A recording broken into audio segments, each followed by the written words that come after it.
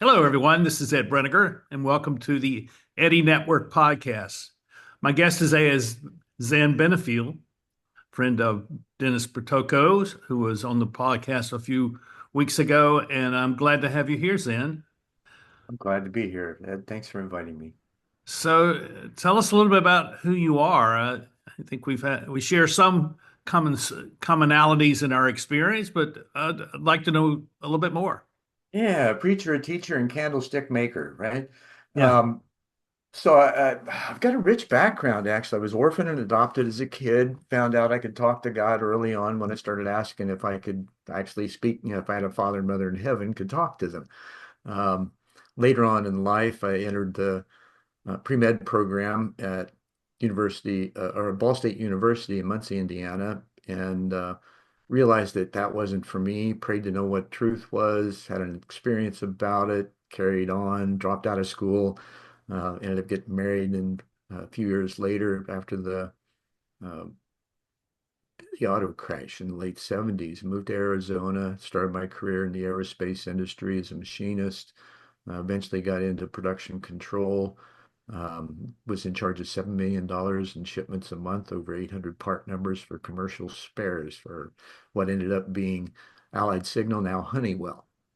So I got a really good um, education on how to get people, places, and things to work together better, and excelled and even became a disruptor with introducing interpersonal skills classes that became a challenge for the corporation because they were command and control oriented. And interpersonal skills is more servant leadership, now emotional intelligence. Then years later, I left the company, got divorced, got a couple of master's degrees, taught school in master's degrees in business, and then a teaching cert, taught school for a while. Then wrote a business plan for a model school afterwards. And I got into coaching and running partnering workshops for building road and bridge construction for a couple of decades. Um, Very interesting scenario in getting people, places, and things to work together harmoniously. And these projects, well, one of them was the uh, Mather Point reconstruction at Grand Canyon. So there's a whole community village and the lookout point that was redesigned. And then another one was in the news in McAllen, Texas, the centralized processing center for unaccompanied alien youth that was in the news a few years ago with Yeah. families getting disconnected. Right. Um, I don't believe that. If it happened, it didn't happen for long. The media really took it for a spin. I got to know the people there, saw how the kids were being treated, and it was just phenomenal. They had 52,000 unaccompanied youth cross the border there in 2014. That's Wow. just astronomical figures, and they were absorbed by our social system, which works pretty well for them that we don't really know about or maybe even care. Um, so then I went on to doing a few other things and started writing some books and building websites and developing. I produced and hosted a television show in the early 90s called One World, where I dove into people's lives and asked them, because I was going through trauma, coming and wanting to heal from the divorce and corporate expulsion and even expulsion from the church. And in that process, I wanted to talk to others to see how they did it. Hmm. And these were professionals across the gamut of society and some that weren't. There was one woman that was came out, went through a homeless transitional facility and got back up on her feet. And there were others, like one of my first guests was a dear friend. His name was Kai D. You might remember him as Woe Fat on the original Hawaii Five-0. Yeah, yeah. He was rector of a Taoist sanctuary here. He had a doctorate in theology. Wow. Amazing man. And then, so I queried them about how they got where they were at, what prompted them to do what they were doing from both inner and outer perspectives, what fears they encountered, and more importantly, how they overcame them, and then how they saw that fitting into the common human experience around them. I did 120 some odd shows. Probably two-thirds of them had two guests, which is how I learned how to listen well to people saying the same thing differently Yeah. and being able to bridge that in the conversation. So, key feature, right? In being able to get people to get along. Because we come to a table and we're both kind of talking and listening from different dictionaries. You got to understand the other before you're going to have real communication happening. So that was did that for a number of years, and most recently I started up the podcast again. I got remarried in 2017 to a wonderful woman from originally Leningrad, USSR. She was trained as a piano pedagogue there, and came here, and she was 20 in 1990, and or I'm sorry, 21. And then we got together after a few years, and in the midst of COVID, we mentioned the silver lining. She came to me, she says, you really need to start talking to people again. You're brilliant. They love you. You got stuff to say. I give you permission. And so I brought it back again in a different way. 30 years later, I got a little more wisdom, maybe better questions for sure. And it expanded into just an exploration of how people got in touch with their inner awareness, their voice, their vision, all of that that we're basically bereft of talking about in the outer world. Because most time people think we're crazy, right? And that's not true. As a matter of fact, just the opposite is what I'm finding. And there's a common thread throughout them all of that process of just being still, tuning in, and listening. So, So, let me ask you a question yeah, about that's. So, what is it that keeps us from basically being aware of who we are, that having that internal awareness? Because that sounds like you're very keyed into that, and you're yeah, I kind of got pulled help into kicking people and help screaming people as a kid. draw that out. Yeah. Um, there's a couple of things. The first is self-love, right? We don't treat ourselves lovingly or others in most cases. The other part of that is the inquiry, just being willing to ask the questions and or believing in there is a larger being present in us that might have an agenda that we're unaware of that's in perfect order with our design.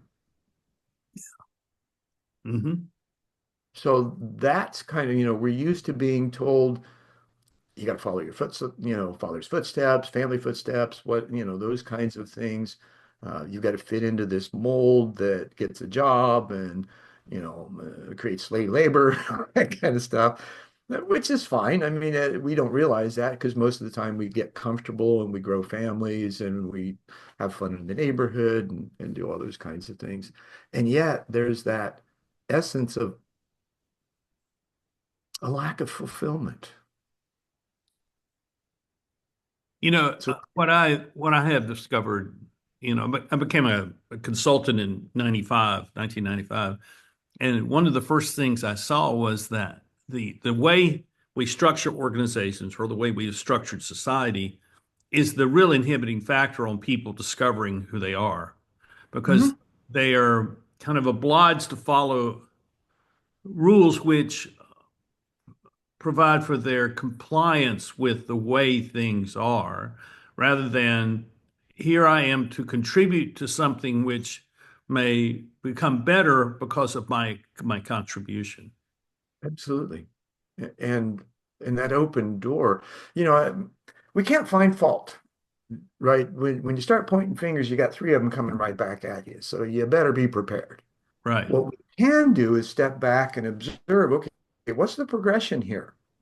We came from, we are now, and what might we become as a result of this increased awareness that we're garnering because we've had activities that were justified, perhaps, attempts of management in some beneficial or benevolent way, because people don't generally want to, you know, control things to that degree, although it happens, right? right, We see how this command and control structure has gotten into wanting to supplant its will for the general human will, which right. is, in my opinion, simply to love and be loved. And then you've got this counter activity going on for accessing resources and money and all those kinds of things that create this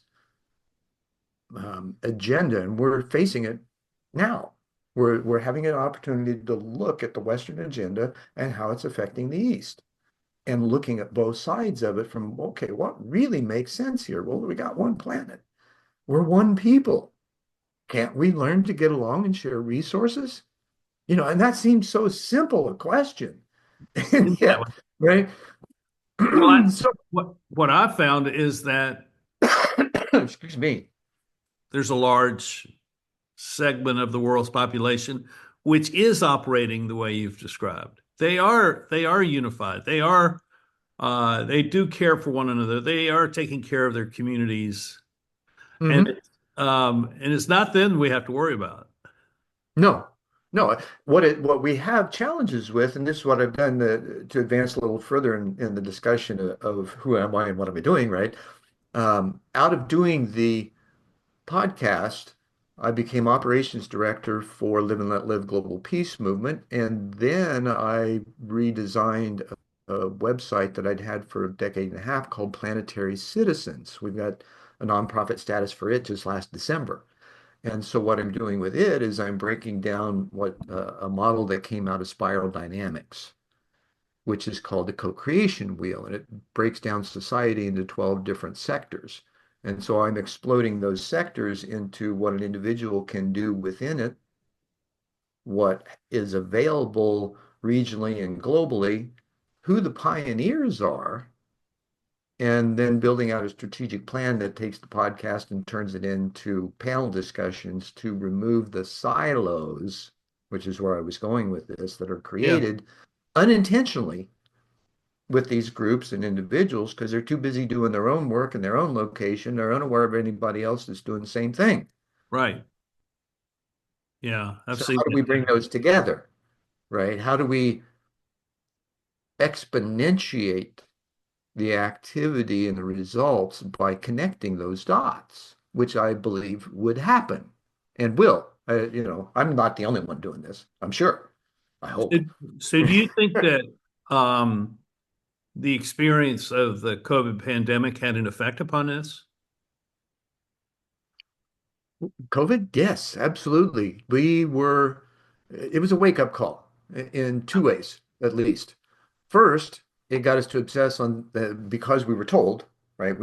Many followed directions. We obsessed on self-hygiene and sequestration. Well, what's that do? That's a behavior mod program, Right. right? So in that behavior modification, it eventually turns inward. And what happens then? Self-examination, questions of what's really going on here? Is this really the truth? What is the truth? Hmm? Do I fit? Do I have, what do I believe in? What am I willing to do about that? How can I behave differently to show that I disagree with this narrative? Yeah. Yeah. And wow, I mean, well, Dennis was one of those, right? He popped up and said, okay, I'm going to take it this way. And with the bench, with Biz Catalyst 360, I interviewed him early in my tenure for One World in the New World.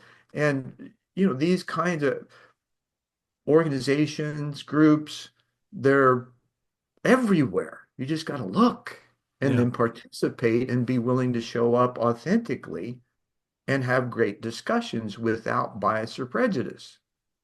Of course, those will be revealed in the process, right? Well, we all have that. It's a question of whether True. we allow the other person to have that at the same time, and we we treat each other with enough latitude to let each other be human beings. And I Great. guess is a way to And put it. here's the phrase for that, right? Live and let live, Yeah. right? Yeah. It's such a sticky message. And if you want to live this way, free of constraint, as long as you're living peacefully, then you've got to allow the other person to do so as well. It's where aggression takes place that we have to draw the line, and that's what we seek to do as a peace movement is calibrate the law to remove aggression on all levels. That's a long term. that may never happen. Yet, if we don't talk about the need for it to, it will never happen. Yeah, I agree. And it's one of the challenges that we face. Well, one of the things I've developed is an idea called the two global forces. And one of the global forces is the centralized institutions of governance and finance, Hmm. global Systems. institutions, and the other is or the decentralized networks of relationships that we all have. Hmm. And they operate totally differently, obviously, because one's centralized and the other is decentralized. And what I have found is that the complexity of the world doesn't lend itself well to being operated from a central location. It's just too many variables, too many factors that go into it.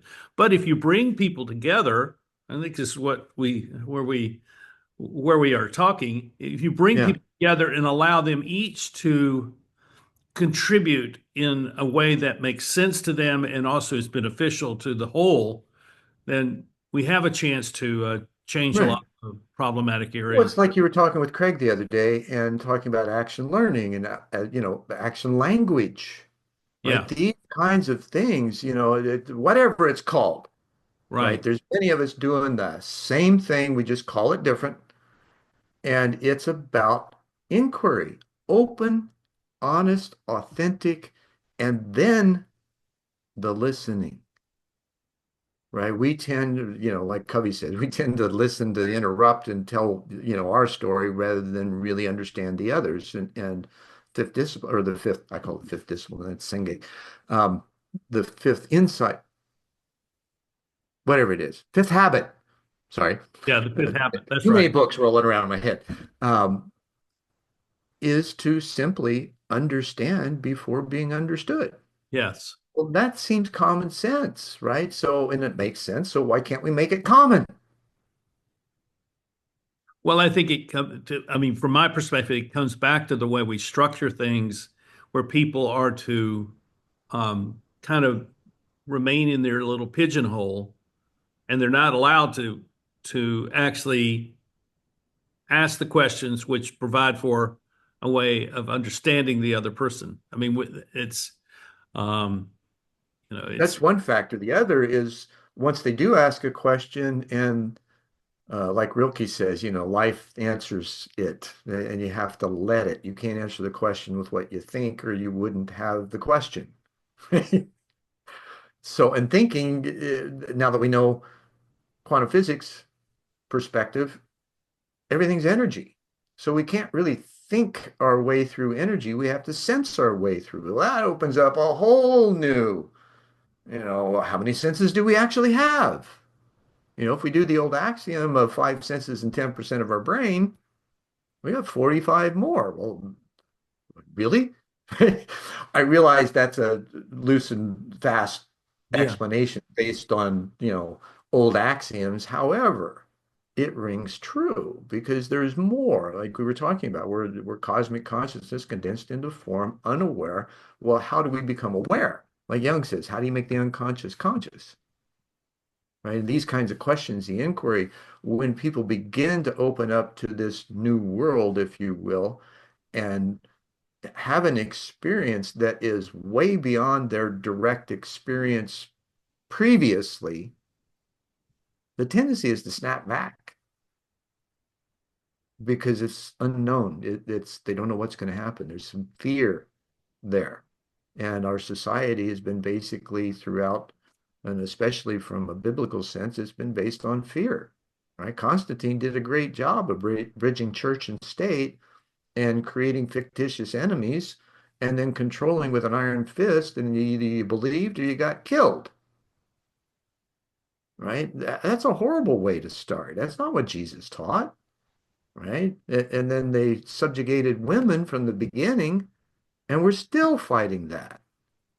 We're equal. There, we have masculine and feminine energies in each of us, and in the other gender. Well, this is the natural order of coupling. This is how we procreate. This is how we build societies and civilizations. And it's just, why can't we just all get along?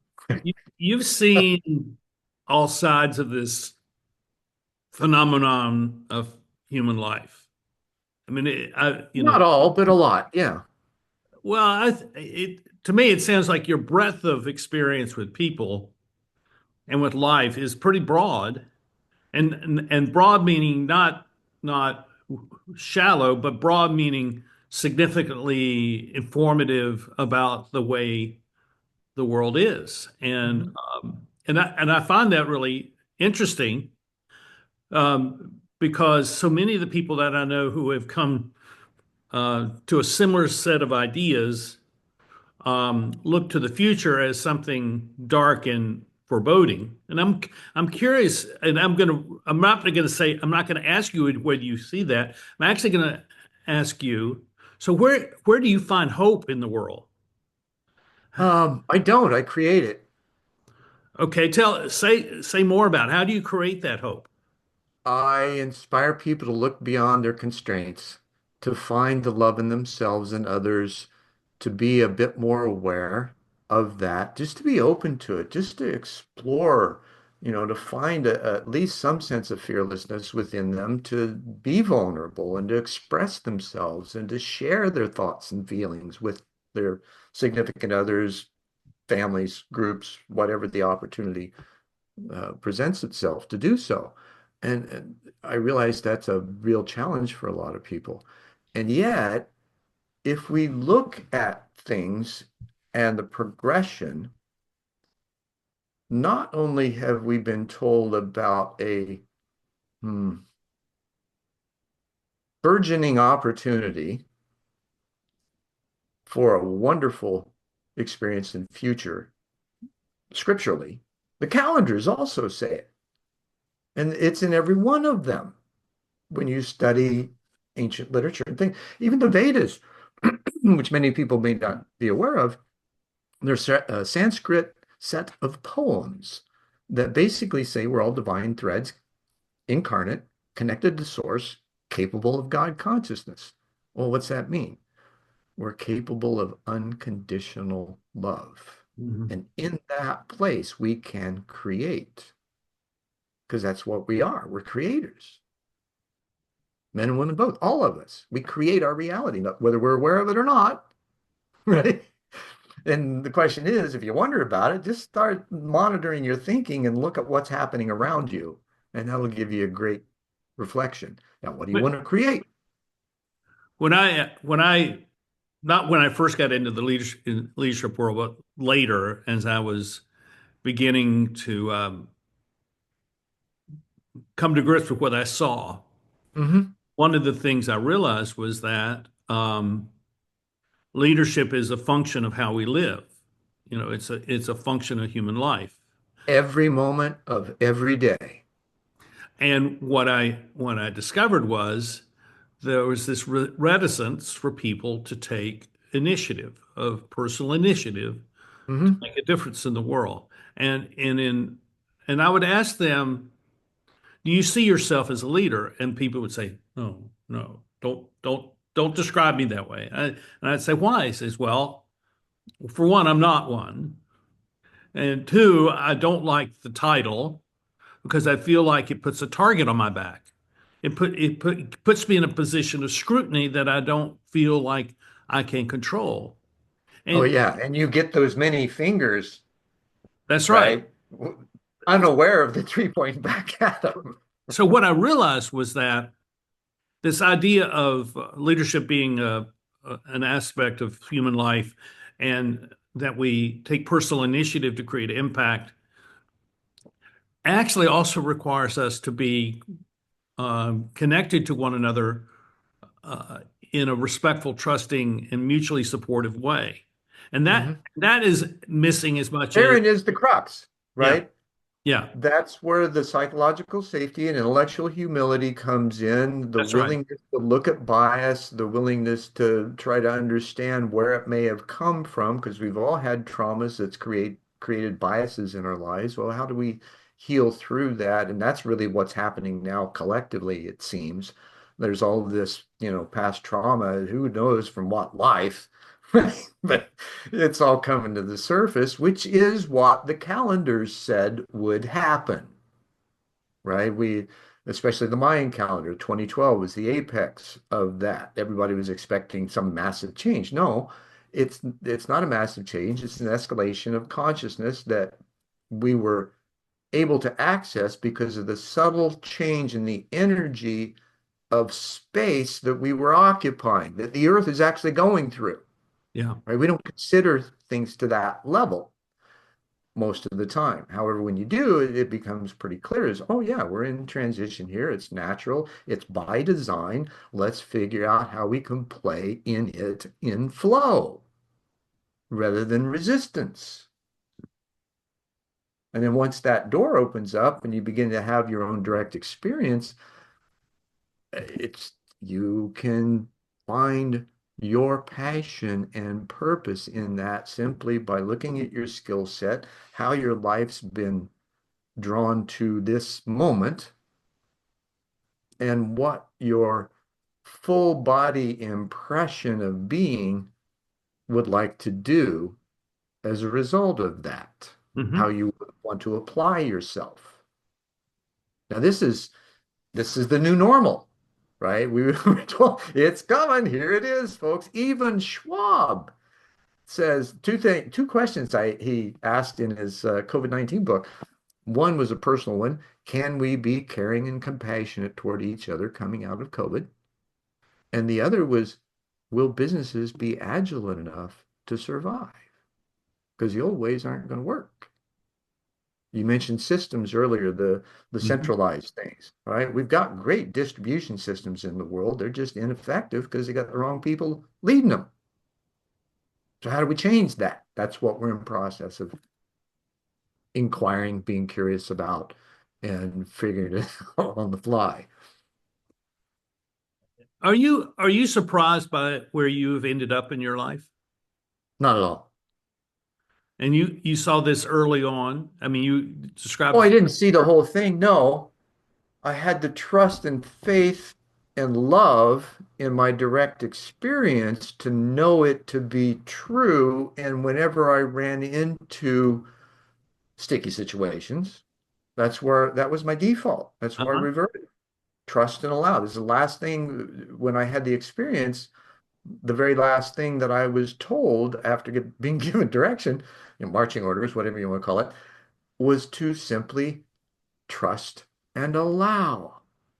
And Hmm. going from that place and feeling this rush of energy and, coming back into my body with the instant awareness that we are all cosmic consciousness condensed into form, just unaware, gave me a step up in all kinds of ways that didn't make it any less difficult Yes. because the listening wasn't there for 40 years. My parents even had me institutionalized the year after. And I got one reflection from one psychiatrist that I'd had a spiritual awakening, keep my mouth shut, nobody's going to understand me, right? Very astute. Following year, I get the exact opposite, got labeled as a manic, depressive, paranoid, schizophrenic, same story, and put on 2,000 micrograms of Thorazine a day.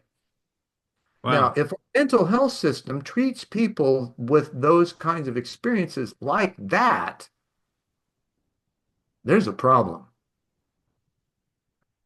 Well, I think that's a lot of the way the structure of organizations have been created to serve that kind of very restricted, very compliant, very secure Buy purpose. the book. Buy the book, right? Buy now and save. But what I see, this is what I see happening, and this is some of where my hope is. I see that what the effect of the COVID pandemic was to bring um, to raise questions about how leaders function in Mm, organizations. And what I see emerging is a growing sense that we need a far greater diversity of kinds of leadership or kinds of people in leadership than we've ever thought about.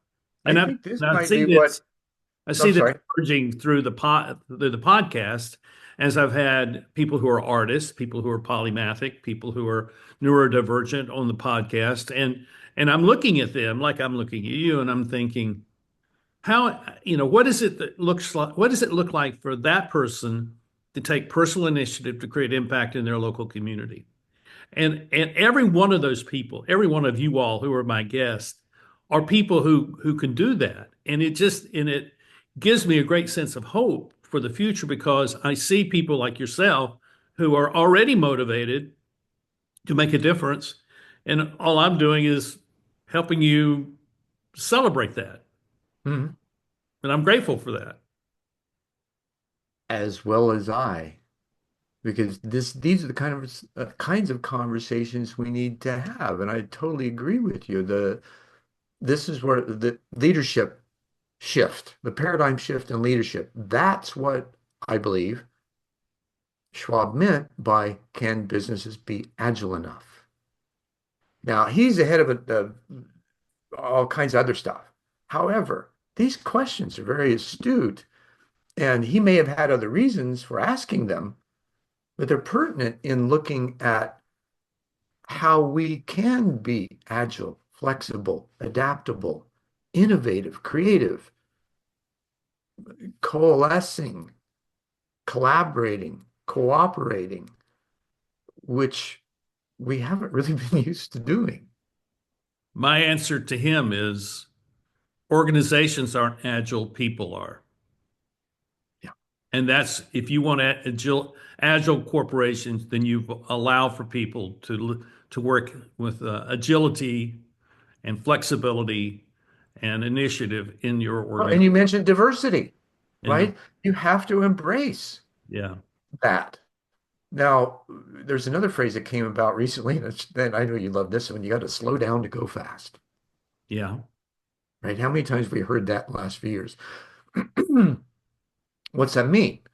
Well, you step back, you observe, you ask questions based on what you believe an agenda for the future is, yeah, and you create a dialogue, you create conversation. This is the partnering workshops that I did for a couple of decades. I mean, that was the essence of it, was creating a psychologically safe, intellectually humble environment, engaging all of them from the org leaders, the state, municipality, whoever it was that I was doing it for, the contractor, general contractor, all of the subs. I mean, it could be, we had, I think the smallest was 20, the largest was 80 people on a $500 million project. We had two facilitators for that.